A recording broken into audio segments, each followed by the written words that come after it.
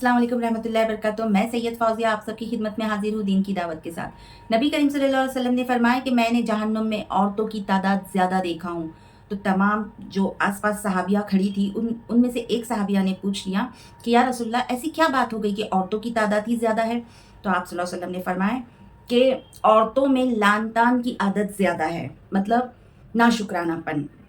जैसे कि अगर एक बाप है और वो अपनी बच्ची को गरीबी के कारण, गुर्बत के कारण एक कन्वेंट स्कूल में तो नहीं, लेकिन हाँ, एक सरकारी स्कूल में पढ़ा रहे हैं और वो बड़ी होके कहती है कि हाँ, या कह देती है कि हाँ, हमें तो सरकारी स्कूल में पढ़ाए, हमें तो उर्दू मीडियम से पढ़ाए, हमें ये नहीं दिए, हमें वो नहीं दिए। मतलब सारी बाप की किए कराई मेहनत पर पानी।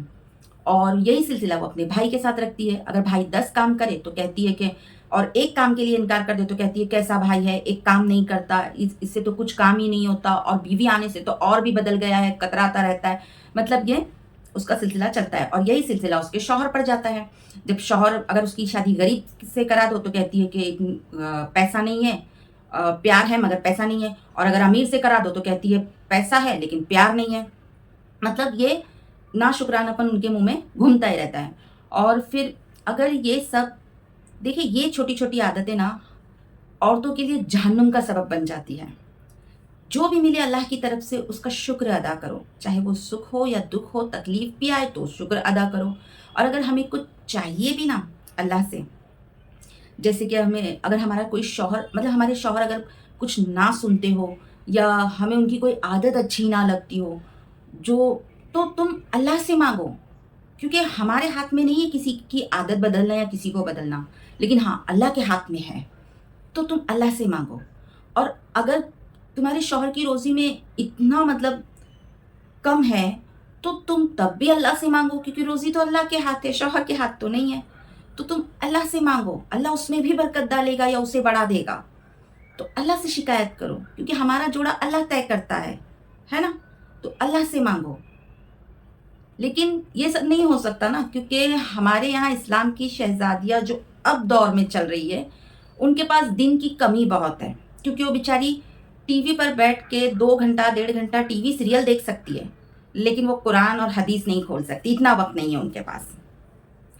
आस पास बैठ के 2 घंटा वो इधर उधर की बातें कर सकती है, लेकिन इज्तिमा जाने के लिए उनके पास वक्त नहीं है ना। जब ये दिन औरतों में नहीं आएगा तो उनकी नस्लों में कैसे आएगा, क्योंकि नस्लों की जिम्मेदारी तो हम औरतों की है। हमारे अंदर अगर दिन आएगा, दिन की बातें आएंगी, तो हम हमारी नस्लों को सिखाएंगे। अगर मैं मोबाइल लेकर बैठूं तो रात दिन मेरी बच्चियां भी मोबाइल लेकर बैठेगी। अगर मैं कुरान लेकर बैठूं तो मेरी भी बच्चियां कुरान लेकर बैठेगी, है ना। नस्लों को सुधारना है तो सबसे पहले हमें सुधरना पड़ेगा, क्योंकि औरत के हाथ नस्लों की जिम्मेदारी है। मर्द तो बेचारा बाहर काम के लिए जाता है, किसकी झिड़की खाता है, किसकी गाली खाता है, किसकी क्या बात सुनता है, और घर में थका मांदा आता है। तो ये सारा दिन किसके हाथ में, ये औरतों की नस्ल की जिम्मेदारी किसके हाथ में, और नस्लों की मतलब जो जिम्मेदारी है वो हम औरतों के हाथ में है। हम जैसी छूट देंगे वैसी वो करेंगे, हम जैसा करेंगे वो भी वैसा करेंगे। तो लिल्लाह, नमाजों की तरफ ध्यान दें, दिन और हदीस की बातों की तरफ ध्यान दें। मेरे कहने का मतलब ये नहीं है कि तमाम औरतें, लेकिन कुछ औरतें ऐसी है, और आजकल तो तादाद बढ़ती जा रही है ना।